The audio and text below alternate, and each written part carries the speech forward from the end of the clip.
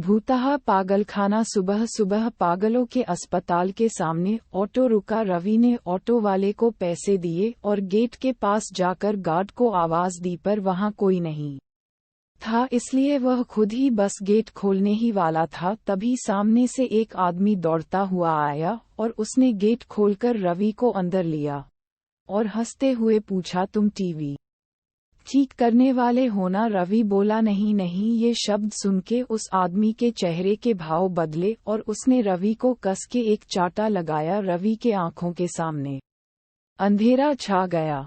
वो आदमी बोला, मेरा टीवी खराब है तो इस गेट से टीवी ठीक करने वाला आना चाहिए, तुम क्यों आ गए? रवि ने खुद को संभला, फिर अचानक एक डॉक्टर, 4 कंपाउंडर वहां दौड़ते हुए आए और उस आदमी को पकड़ लिया। फिर डॉक्टर ने कहा, ले जाओ इसे और शॉक ट्रीटमेंट की तैयारी करो। डॉक्टर को देख के रवि बोला, हेलो सर, मैं रवि हूँ। आज इस अस्पताल में मेरी नौकरी का पहला दिन है, मुझे डॉक्टर पाटिल से मिलना है। डॉक्टर बोले, हाँ मैं ही हूँ पाटिल, तुम्हारे बारे में मुझे बताया गया है। तुम अपना अपॉइंटमेंट लेटर ऑफिस में जमा करो और वर्दी पहनकर सामने वाले ऑफिस में आकार मिलो। रवि थोड़ी हो देर में कंपाउंडर की ड्रेस पहन के ऑफिस में हाजिर हुआ।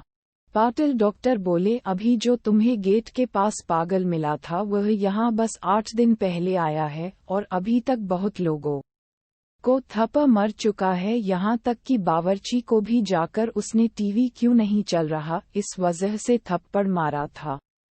तुम्हें इन सब की आदत डालनी होगी और स्टाफ की कमी की वजह से तुम्हारी शिफ्ट कभी भी बदल सकती है। फिर डॉक्टर ने एक पुराने कंपाउंडर से रमाकांत को रवि को सभी स्टाफ से मिलवाने के लिए कहा।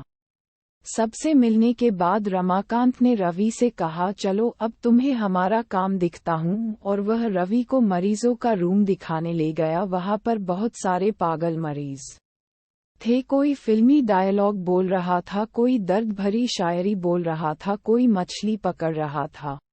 रमाकांत बोला, अब तुम्हें भी इन सबको झेलना होगा। सबसे पहचान करने के बाद रवि और रमाकांत दोनों अपने अपने काम में जुट गए। उसी दिन रवि को नाइट ड्यूटी मिली थी। रात को रवि पेशेंट के दवा पानी करने में व्यस्त था।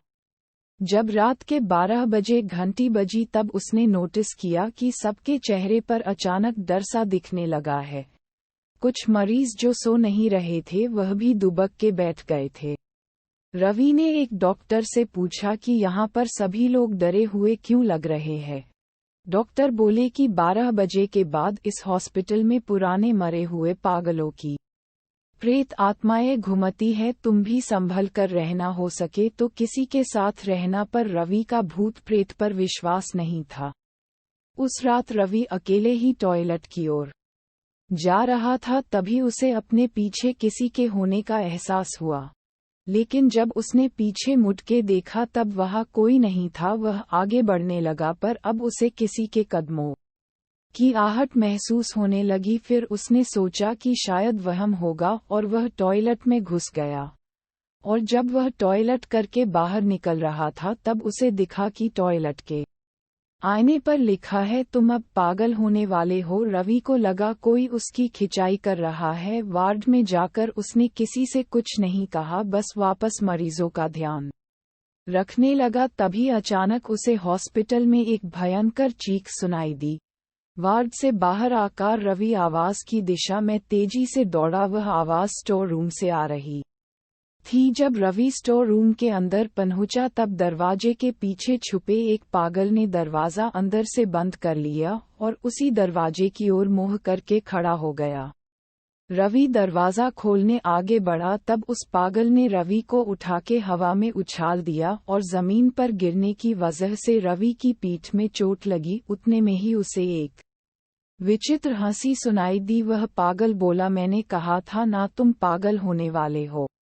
रवि गुस्से में बोला, अबे पागल आदमी, तुझे तो मैं शौक दूंगा। पागल बोला, शौक की वजह से ही तो मैं मरा था और अब मुझे शौक से कोई डर नहीं लगता। इतना कह के उसने एक हाथ से रवि को कान को पकड़ा और अपने दूसरे हाथ से लाइट का स्विच बोर्ड खोले उसमें डाल दिया और रवि को 440 वोल्ट का झटका लगा दिया। पूरा हॉस्पिटल रवि के आवाज से गूंज उठा। उसकी आवाज सुनकर हॉस्पिटल का स्टाफ स्टोर रूम का दरवाजा तोड़ के अंदर आया।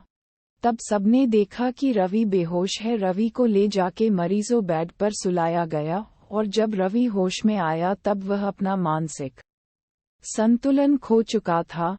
वह आज भी उस पागलपन से बाहर नहीं निकल पाया है और अब पागल रवि को लगता है कि वह एक सर्जन डॉक्टर है और अभी तक बहुत से मरीजों और डॉक्टर्स का ब्लेड से पेट काट चुका है। अब हर रात उस हॉस्पिटल में चीख सुनाई देती, वह भी तब जब रवि को शॉक दिया जाता है। ये कहानी आपको कैसी लगी? अगर अच्छी लगी हो तो एक लाइक और चैनल को सब्सक्राइब जरूर करें। धन्यवाद।